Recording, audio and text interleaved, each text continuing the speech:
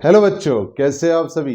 Welcome back to the brain booster channel. तो चलिए लेके आ गया हूं मैं एक और नई वीडियो अपने बिजनेस स्टडी की। तो सभी जानते हैं मैंने अपना first chapter nature and significance of management complete कर दिया था, जिसकी मैंने शॉर्ट वीडियोस भी डाली हैं।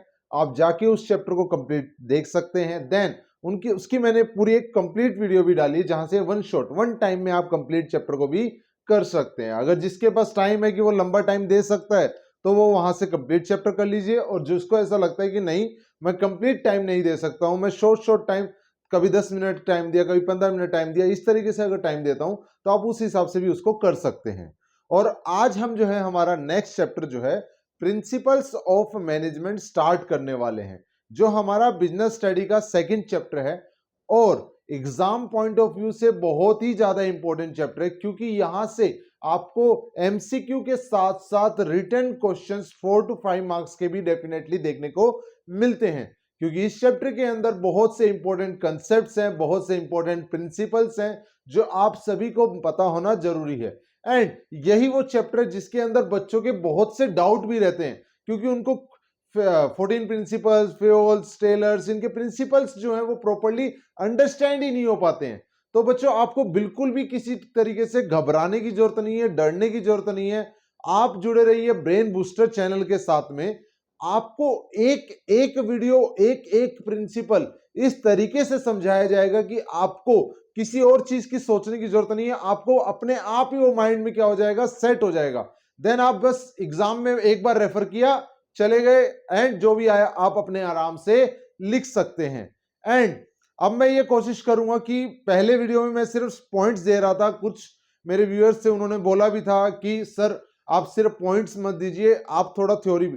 तो देखो बच्चों, अब आप नोटिस भी करोगे कि अब मैं मीनिंग क्या है, सारी चीजें मैं लिख के आपको सामने बताऊंगा, ताकि क्या आपको नोट्स बनाने में भी इजी हो जाए। नोट्स बनाएंगे तो आप फर्दर उसको रेफर भी कर सकते हो कि हाँ मुकुल सर ने हमको क्या पढ़ाया था, हम उसको आराम से क्या कर सकते हैं, पढ़ सकते हैं।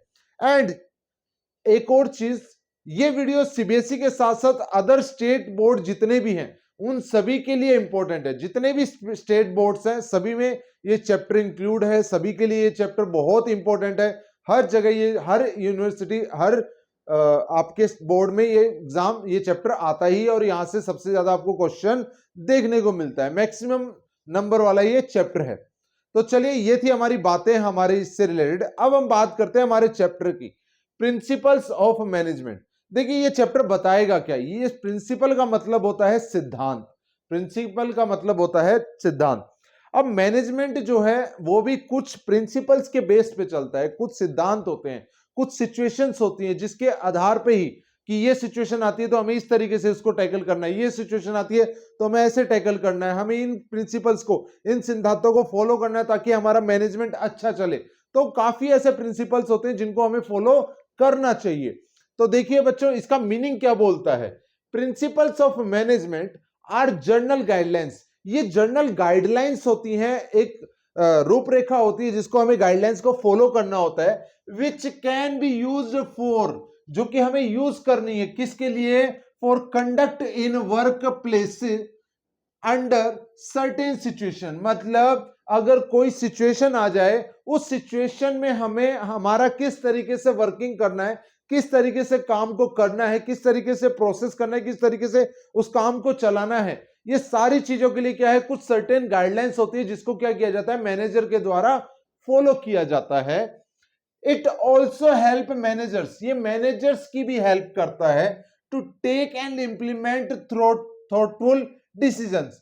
अब सोचने के लिए, टू टेक डिसीजंस लेने हैं और उनको इंप्लीमेंट करना है और लागू करना है, किनको, थॉटफुल, मतलब सोच विचार के ऐसे डिसीजंस लेने हैं जो आपके कंपनी, आपकी ऑर्गेनाइजेशन के लिए क्या हो, सुटेबल हो, उस सिचुएशन के लिए क्या हो, सुटेबल हो। इसीलिए क्या है, कुछ प्रिंसिपल्स ऑलरेडी इतने मेंशन है कि आपको जब आप उनको रेफर करते हो तो आपको पता होता है कि इन फ्यूचर आपके सामने अगर ऐसी सिचुएशन आपकी कंपनी में आता है तो मुझे ये तरीका अपनाना है ताकि वो सिचुएशन फ्यूचर में जो है आपको देखने को ना मिले। इसीलिए इस चैप्टर के अंदर हम उन्हीं प्रिंसिपल्स की बात करेंगे जो कॉमन है, जो आपको हर जगह देखने को मिलते हैं। इसीलिए उन प्रिंसिपल्स को पहले ही इस तरीके से फॉलो कर लिया जाए ताकि आपके मैनेजमेंट में कोई भी ब्रीच ना आए, कोई भी रुकावट ना आए। ठीक है, then derivation of management principles. अब मैनेजमेंट के प्रिंसिपल्स कैसे डिराइव किए जाते हैं? Management principle have been derived on the basis of deep observation and repeated experiment. ये प्रिंसिपल्स आए कैसे हैं, ये प्रिंसिपल्स डिराइव कैसे हुए हैं, ये प्रिंसिपल्स बने कैसे हैं? देखो, डीप ऑब्जर्वेशंस मींस कोई भी सिचुएशन आती है तो मैनेजर के द्वारा डीप ऑब्जर्वेशन किया जाता है। ऑर्गेनाइजेशन के जो हेड होते हैं वो हर सिचुएशन को डीपली ऑब्जर्व करते हैं, देखते हैं कि हाँ ये सिचुएशन कैसे है, किस वजह से आई है, इसका रीजन क्या है, वो सारी चीजें उसके ऊपर डिस्कस करते हैं। क्यों? और उस चीज को ध्यान रखते हैं। क्यों?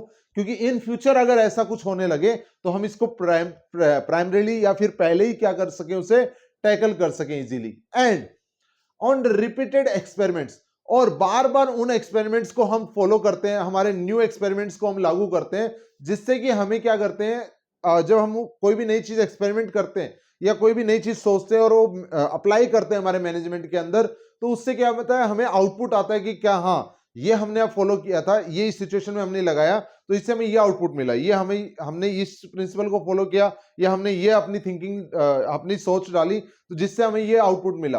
तो इससे क्या होता है कि जो एक्सपेरिमेंट मिलता है वो भी आपके जो है प्रिंसिपल्स में क्या आता है, प्रिंसिपल्स को डिराइव करता है। आगे चल के प्रिंसिपल्स फिर फ्रेम होती है, प्रिंसिपल्स बनती हैं। तो ये था हमारा meaning of principles of management.